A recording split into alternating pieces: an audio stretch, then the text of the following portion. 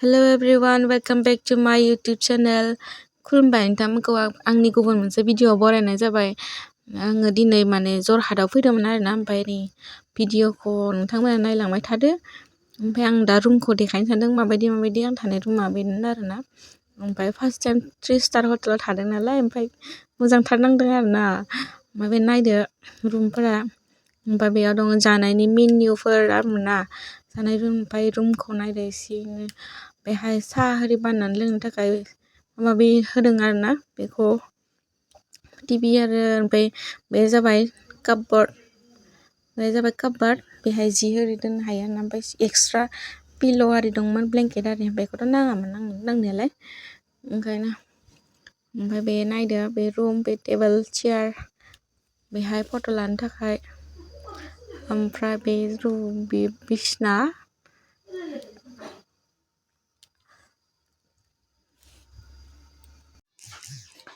ओमफ्राय बे जाबाय शुज हुगारग्रा आरोना, शु क्लिनिं क्लथमोन आरोना। ओमफ्राय ओरैनो हुगारफ्लाबाय।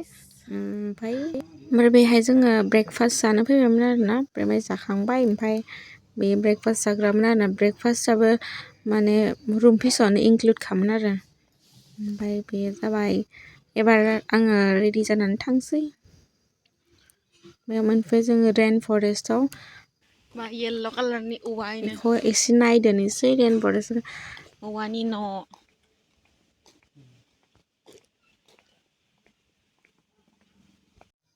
लोगोफोर, आङो बेहाय बाराहाय बेरायनो मोनासै। ओरैनो बाहेरावनो एसे माबा बेरायबाय। जेरावबो माने लेबरेटरिफोराव बिदि हाबनो मोनासै आरोना। मानो होनबा लेबरेटरिफोराव हाबनो थाखाय एसे टाइम नांगौ। ओमफ्राय जोंना टाइम बारा गैलामोन।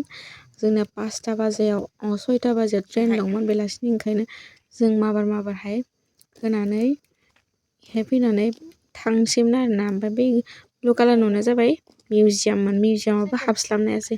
मिउजियामाव हाबनो नागिरदोंमोन, ओमफ्राय उनाव जास्लाबासै आरोना। ओजोंहाय टाइमबो जाबायमोन थांनो। माबार हाबनानै, ओमफ्राय बेहाय मानसिफ्रा दंमोन आरोना जिरायनानै बे अफिसनि सिङाव।